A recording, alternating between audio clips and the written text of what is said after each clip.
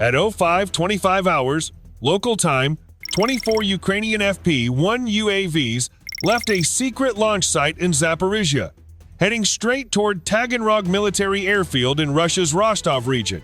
This was where the rare Tu-142 submarine killer aircraft of the Russian Navy were parked, preparing for patrol missions and the protection of Russia's maritime zones.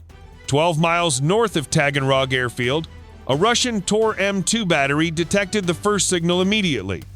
On the radar screen, the operator saw 24 targets climbing and entering the interception zone. What he did not know was that 24 unmanned aircraft against 24 missiles was a terribly unfavorable ratio because there would be no room for even a single mistake. But Ukraine's plan did not stop there. They were not playing by probability. They were bringing Russia a major surprise. The first group of 6 FP-1s deliberately flew higher, creating a clearer radar signal within 14 miles to draw the attention of the Tu-142. Their engines worked harder, their formation widened, making them look like the main attack direction. That was the first step in the plan. Like a magician making the audience look at the moving hand, Ukraine let the Russians focus on the most visible targets. But the real danger was flying lower, darker, and harder to detect. About 30 seconds later, the second group of 8 FP-1s began separating from the formation. They flew close to the terrain, kept wide spacing, and moved more silently. Thermal cameras turned the night into a gray picture of heat and cold, while the small UAV signals blended into ground clutter. Behind them, the final 10 FP-1s continued waiting for the right moment. Their engines had stabilized, their flight paths had been programmed, and their targets had already been assigned. Everything had been programmed weeks earlier by Ukrainian specialists who understood that air defense systems, like humans, can only focus on a certain number of threats at the same time. The Tu-142 battery commander immediately found himself trapped in an unpleasant problem. In theory, his combat vehicle had 16 9M338K missiles ready inside the launch tubes. But in the sky at that moment were 24 FP-1s moving toward Taganrog military airfield. To intercept the entire UAV swarm with an almost absolute success rate, the crew needed at least 8 more missiles. The problem was that reloading a Tu-142 could take up to 8 minutes, and in a UAV attack, 8 minutes was enough for the FP-1s to advance another 20 miles. The Ukrainians understood that clearly. They knew the Tu-142 reacted very quickly, and they had prepared a counterplan for it. On the Russian radar screen, the FP-1 formation began to split apart. The 24 UAVs divided into 4 groups, each with 6 drones, spreading across 6 miles of sky and moving in different directions. The group of 6 inches to the south climbed to an altitude of 1,650 feet, aggressive and obvious, almost deliberately shouting in electromagnetic language, "We are the main attack spearhead." The middle group held an altitude of 350 feet, flying straight and steady at 130 miles per hour, as if it did not care about the air defense battery ahead. The eastern group turned southeast, away from the logical flight path to the airfield. The final group stayed very low behind, only 150 feet above the ground, almost blending into terrain clutter. That almost made no tactical sense, unless this was the trap. The Tu-142 launcher turned toward the southern target group. 6 9M338K missiles left the launch tubes almost in succession, climbing with white smoke trails tearing through the night. Each missile weighed 340 pounds and was designed to intercept aircraft, helicopters, cruise missiles, and UAVs at short range. At more than Mach 2, they needed only 6 seconds to close the distance with the FP-1 group, which was flying dozens of times slower. During the first 8 seconds, everything looked perfect. The Tu-142 radar maintained track. The fire control computer continuously calculated the interception angle, closing speed, and expected meeting point. On the screen, the 6 missile paths were pressing close to the 6 southern UAV signals. To the Russian control crew, it looked like a clean interception. But that was also exactly the moment Ukraine had been waiting for. As soon as the warning sensors detected the stronger tracking signal, all 6 FP-1s suddenly pitched downward. Not a gentle descent, but a sharp dive from 1,650 feet down close to the ground. They traded altitude to drag the missiles into the low-altitude clutter zone, where the radar was no longer seeing the targets against a clean sky. The 9M338K missiles tried to follow. But the targets that had just been clear in the sky had now plunged below 100 feet, blending into metal roofs, fences, runways, technical vehicles, puddles, and chaotic reflections around the airfield. The Doppler filter tried to separate the moving target from the static background, but at a steep 45-degree dive angle and extremely low altitude, the signal began breaking apart into fragments of clutter that were difficult to distinguish. It was like trying to read a small line of text by the roadside while racing down a highway at night. You know it is there, you just saw it. But when light, speed, and the background all change at the same time, everything turns into a blur. At an altitude of about 75 feet, the FP-1 group stabilized its flight path. The 6 missiles worth $2 million were still rushing in, but the initial advantage had already been lost. No clean track, no empty sky background, no clear target for the fire control computer to lock firmly. 6 seconds later, the missiles lost stable interception conditions and self-destructed in the air, creating 6 brief flashes above the outskirts of Taganrog. The plan to shoot down the entire UAV swarm with a 100% success rate using a modern air defense system had begun to collapse. After the first failed interception salvo, the Tu-142 operating crew immediately shifted its attention to the group of 6 FP-1s in the east. There was only one problem. That group had almost disappeared. Not disappeared in the literal sense. UAVs cannot simply evaporate from the sky. But on the Russian radar screen, the 6 northern signals that had been clear only a few dozen seconds earlier were now only faint streaks, appearing and disappearing as if they had just teleported out of the observation zone. In reality, they had done something very simple but extremely dangerous. They had found the exact gap in the coverage area. The Tu-142 surveillance radar was positioned with a good field of view around Taganrog airfield. But to the north, near the coastal area and low structures, the terrain began creating a small shadow zone. From a distance of more than 4 miles, targets flying too low could be masked by the ground, warehouses, tree lines, power lines, and reflective objects around the airfield. This is an unavoidable weakness of every ground-based radar. No matter how modern it is, it still has to obey terrain, the curvature of the Earth, and the way electromagnetic waves propagate.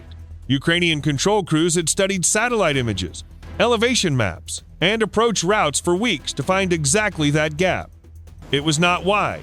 Close to the ground, the flight corridor was only 600 yards wide, then narrowed as altitude increased. If they flew above 150 feet, the FP-1 group would appear clearly on radar again.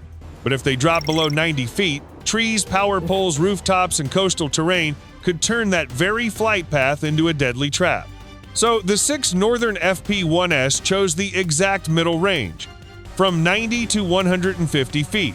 They slipped through the narrow corridor at an altitude of about 110 feet, flying along pre-programmed coordinates with an error margin of only a few dozen yards. Just one crosswind pushing the formation about 300 yards left or right would immediately make them rise out of the shadow zone and return to the radar screen as bright streaks impossible to ignore. But the Ukrainians had too much experience with this kind of warfare. Flying low, avoiding radar, exploiting terrain, and turning small gaps into lifelines, that was no longer a special trick. It was how they had survived against Russian interception batteries for years.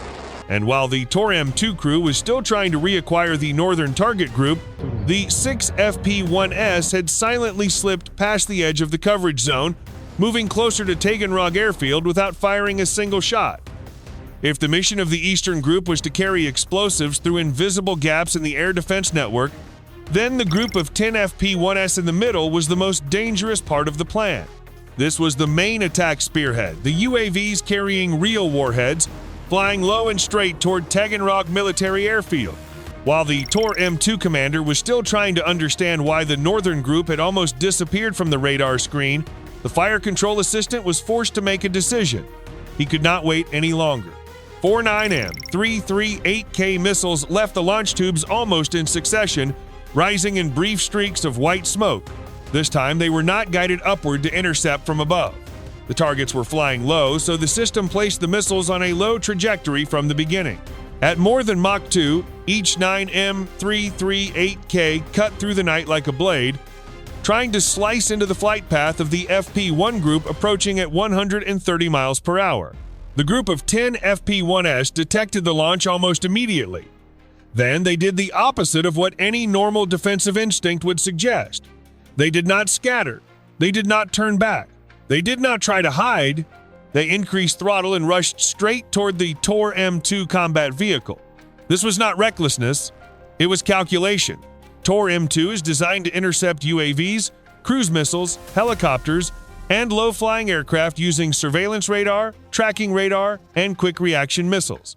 But no matter how modern it is, it still has one weakness that is almost impossible to avoid: targets closing in too fast and too close. At long range, Tu-142 has time to detect, classify, lock the target, calculate the interception point, and launch missiles. At close range, that entire process is compressed into only a few dozen seconds. The FP-1 group was now only about 3 miles from the combat vehicle. At their current speed, they could reduce the distance to less than 1 mile in under a minute. The 49M338K missiles had been launched to intercept at a safer distance. But the targets were not crossing the position. They were rushing back toward the launch point. The fire control computer had to recalculate continuously. The interception angle was changing too quickly. The missiles were no longer chasing a stable target. They were trying to stop small objects rushing straight into the very area they were supposed to protect. The first missile corrected too sharply and lost a stable trajectory. It slipped off the interception path and self-destructed in the air. The second tried to turn with the FP-1 formation, but the approach angle was too narrow and the target signal was swallowed by the reflective ground background. The third cut across in front of the formation by only a few dozen feet, too fast for the warhead to create enough effect. The fourth kept driving toward the target, but its flight path began pulling dangerously close to the launch vehicle. Safety limits intervened immediately. No air defense system is allowed to turn its own launcher into a secondary target. At a distance of under 1 kilometer, the final 9M338K self-destructed in midair. The blast wave was close enough for the crew to feel the entire vehicle body shake, but the FP-1 group was still there. 10 UAVs continued flying low with their simple engines, their small sounds swallowed by the night. They did not defeat Tu-142 with strange technology, not with perfect stealth, not with complex jamming. They only forced the system to fight in its most uncomfortable zone. Short range, narrow interception angles, suffocated reaction time, and targets too small to handle cleanly. But the Russians were not out of firepower yet. Tu-142 still had its final missiles inside the launch tubes. The combat crew understood that if they let the FP-1 group get through for just a few more dozen seconds, those signals would no longer remain radar targets. They would become explosive charges rushing straight into Taganrog airfield. 24 FP-1s had passed through the first interception layer and continued bringing surprise to the Russian defensive crew. And immediately, everything became more dangerous. Right in the defensive area around Taganrog, a Russian S-400 Triumph battery had been tracking them for 8 minutes. The 91 N6E Big Bird surveillance radar picked up the small signals flying low at the edge of the detection zone, while the 92 N6E fire control radar began classifying the targets and calculating interception paths. A prepared firing position was waiting for the FP-1s to enter, with an operating crew that had years of experience dealing with low-flying UAVs. Then the 9 M96E missiles left the launchers. There was no pause for the UAVs to adjust in time, only streaks of fire bursting from the launch tubes, then immediately lowering their trajectory and racing across the sky at Mach 3.8. The S-400 was trying to drive the missiles down into the low flight layer, where the FP-1s were skimming close to the terrain as they pushed toward Taganrog. The S-400 battery was using its greatest advantage: early detection, long-range tracking, and interception beyond the reach of most short-range air defense systems. With each passing second, the interception angle was corrected again, forcing the distance between the missiles and the FP-1 group to shrink. Imagine that. A missile weighing nearly 2 tons is rushing towards you at almost Mach 4. Meanwhile, it is still being guided by ground radar, constantly correcting course to meet you at one exact point in space. It does not need to chase the UAV. It only needs to arrive before the UAV. The Ukrainian control crews looked at the flight data and understood that they had less than 20 seconds to react. If they miscalculated a turn angle, an altitude change, or a moment of deceleration, the FP-1S would no longer be unmanned aircraft. They would only become pieces of composite and carbon fiber falling onto the outskirts of Taganrog. But the S-400 was also facing an unpleasant problem of its own. On a map, the system's interception circle looked almost absolute. But in reality, the FP-1S were not flying at fighter jet altitude. They were flying low, small, slow, and blended into ground clutter. For ground-based radar, a target at only a few hundred feet of altitude is never as simple as a bright dot in an empty sky. The operator of the leading FP-1 group saw a chance of survival in the form of a low strip of terrain on the edge of Taganrog. From the UAV's nose camera, a dark mass rose above the horizon, just enough to cut the radar line of sight for a few decisive seconds. The UAV group immediately dropped lower, trading speed for safer clearance, skimming along the terrain strip to drag the missiles into a far more difficult interception angle. But this time, the S-400 battery did not miss. The 91 N6E Big Bird radar still maintained the overall picture, while the 92 N6E fire control radar continuously updated the interception point. 69M 96E2 missiles were pushed into a low trajectory, racing in at more than Mach 4. They only needed to reach the crossing point a fraction of a second earlier. As the 6 FP-1S slipped through the dark zone where the radar line of sight had been cut, 6 consecutive explosions tore through the low air layer above the outskirts of Taganrog. Blast pressure and fragments swept across the formation. 6 FP-1S were hit almost simultaneously. Their lightweight airframes broke apart, with wing fragments, composite frames, and carbon fiber falling like small black streaks through the smoke. For the Russian operating crew, that should have been the moment to confirm victory. But behind the blast screen, the remaining 18 FP-1S were still there. They were no longer flying as one easy-to-predict cluster. The first 6 separated lower toward the east. Another group slipped close to the shadow zone in the west. Meanwhile, the group carrying the main warhead still held its course toward Taganrog military airfield. On the S-400 screen, the small signals began crossing, separating, then merging again inside reflection clutter from the ground.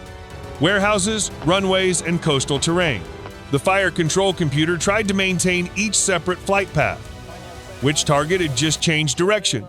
Which target was dropping lower? Which signal was a real UAV and which was only a reflection from a metal roof or the damp ground before dawn? Each recalculation took only a very short time.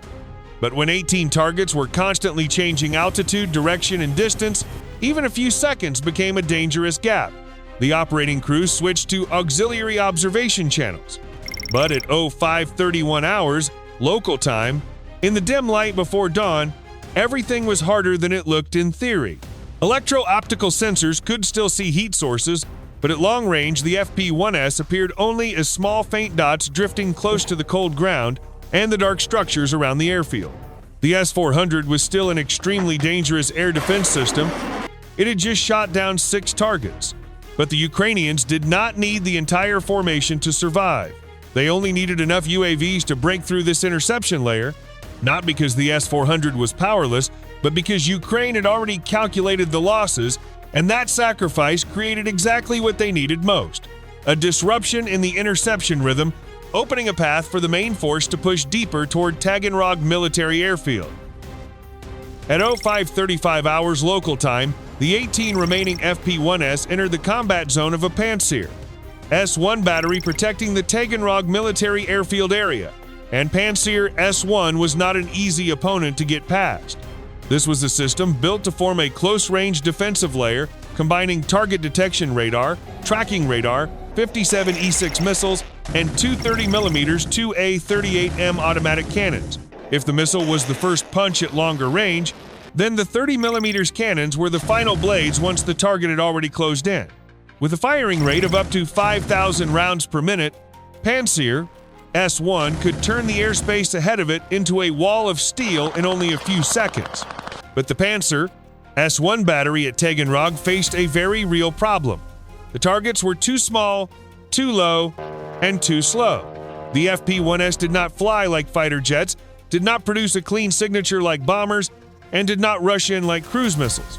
They hugged the terrain, at times slowing to only 80 miles per hour, causing their radar returns to merge into the ground clutter created by warehouses, runways, technical vehicles, and metal structures around the airfield. On the screen, the operator saw only unstable flickering signal streaks. They appeared in one sweep, vanished in the next, then returned shifted by 300 yards. For a system designed for fast reaction, this was the most frustrating kind of target.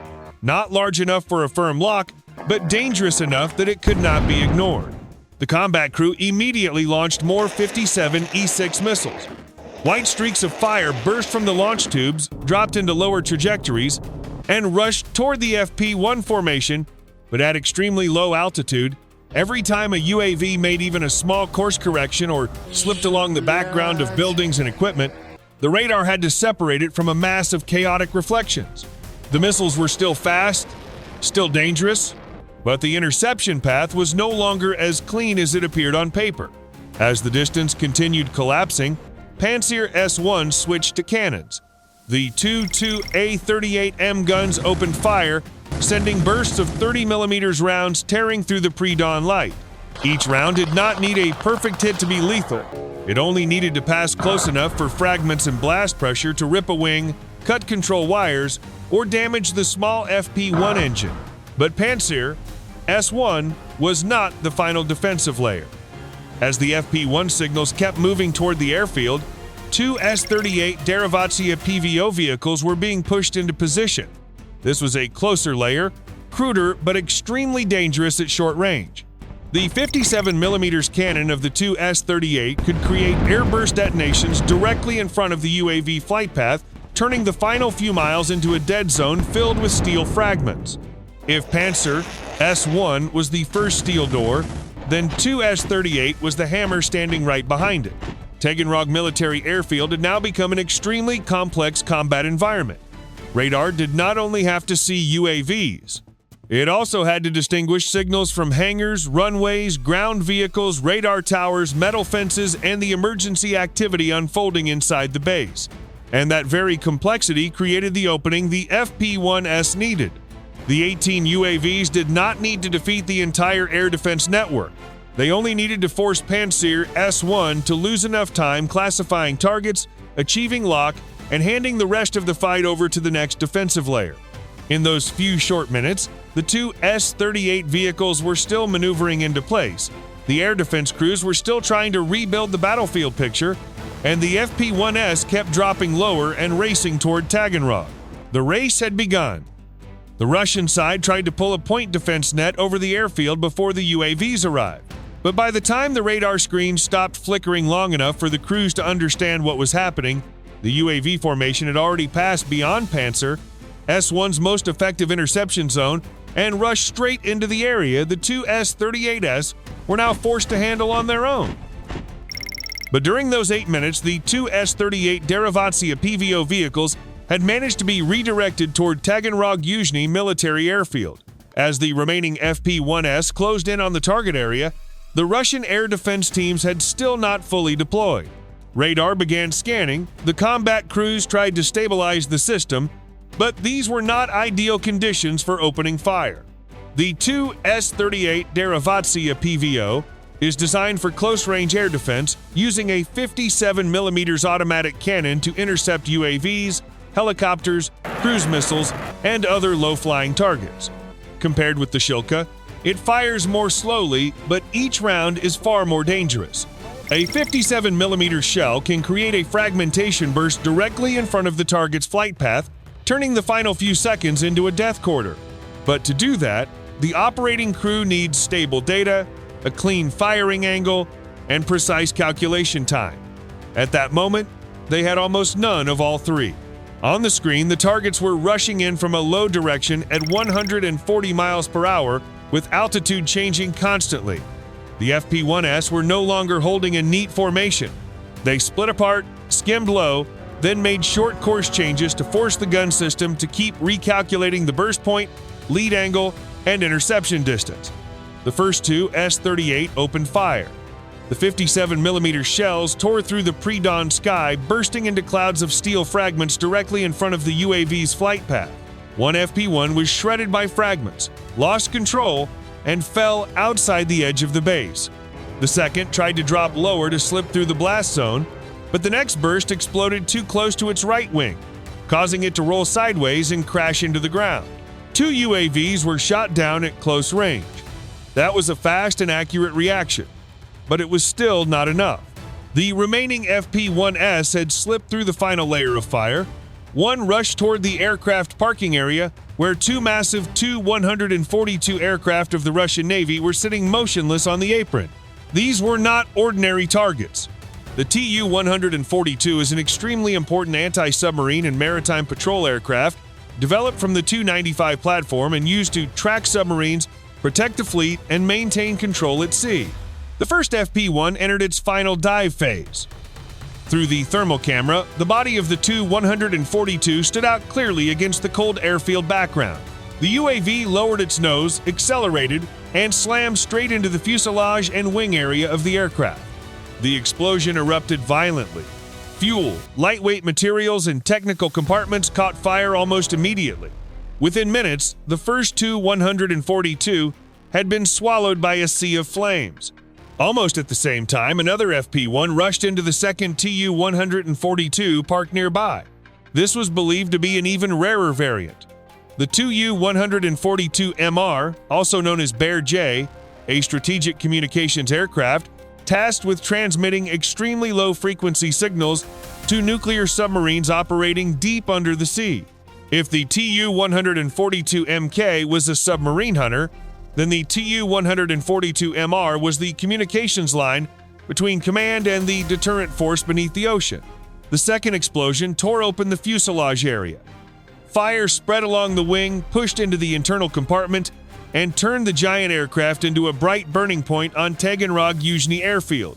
Satellite imagery later confirmed that 2 Tu-142 aircraft had been burned out, including one Tu-142MK anti-submarine variant and one Tu-142MR strategic communications variant. But the raid did not stop there. In a nearby marsh area, another FP-1 detected a launcher vehicle belonging to an Iskander system being deployed. This is the type of system capable of launching tactical ballistic missiles or cruise missiles, often used by Russia to strike targets deep inside Ukraine. The UAV dived from a low angle and struck near the launcher position. The explosion seriously damaged the vehicle, turning an important strike asset into burning metal in the wet ground. At the same time, large fires began breaking out at the port of Taganrog. An oil tanker was damaged, a fuel storage site caught fire, and a column of black smoke began stretching across the early morning sky over the Rostov region. The 2 S-38 vehicles kept firing, but by then they were only chasing targets that had already passed the most dangerous point. 2 FP-1S had been shot down, but 2 rare Russian Navy Tu-142 aircraft had been destroyed, an Iskander launcher vehicle had been hit, and major fires had broken out at the port of Taganrog. In this kind of warfare, Russian air defense does not need to fail completely to suffer losses. It only needs to be late by a few dozen seconds. And for the FP-1S that had slipped through the final layer of fire, those few dozen seconds were enough to turn Taganrog Yuzhny into a burning point on Russia's military map. The strike on Taganrog was not only about aircraft losses, it hit a deeper layer of Russia's military capability, the ability to preserve rare, expensive, and difficult to replace strategic assets in a modern war of attrition. If one of the destroyed aircraft was indeed a Tu-142MR, then the impact was far more serious. This was not just a maritime patrol aircraft, it was a strategic communications variant designed to transmit VLF signals to nuclear submarines operating deep beneath the ocean. Russia has very few airframes of this type. Losing one means more than losing a large aircraft on the apron. It means weakening one link in the naval nuclear command network. Taganrog Yuzhny was also not an ordinary airfield. The area is tied to the Beriev aircraft plant, where Russia repairs and upgrades strategic aircraft such as the Tu-95, Tu-142, and A-50. When Ukrainian UAVs can penetrate multiple defensive layers and strike this zone, the message becomes very clear. Defense industrial facilities deep inside Russia's rear are no longer absolutely safe. Even if Russia had placed some of the Tu-142 aircraft outside as decoys, the result still represented a cost failure. Ukraine used much cheaper UAVs to burn giant airframes that are rare and difficult to replace. And if the same attack also struck a real Iskander launcher vehicle hidden nearby, then the deception trap itself turned into a real battlefield loss. The greatest significance lies in the strategic pressure this creates. Russia will be forced to pull more air defense systems back to protect airfields, factories, seaports, and logistics depots inside its own territory. Every S-300, S-400, Pantsir, S-1 or 2 S-38 battery moved to the rear is one defensive layer thinned out in Donbass, Crimea, or other frontline areas. For Ukraine, this is the kind of strike that does not need to destroy an entire base. Only a few UAVs need to get through. Only a few rare targets need to burn. Only one important system needs to be forced to disperse. And the sense of safety in Russia's rear is broken. In modern warfare, victory is not always about flattening a base. Sometimes it is about forcing the enemy to defend everywhere at once. If you found this analysis useful, leave a comment below. In your opinion, what was Russia's biggest weakness in this situation? Radar, reaction time, or leaving strategic assets too exposed on the ground?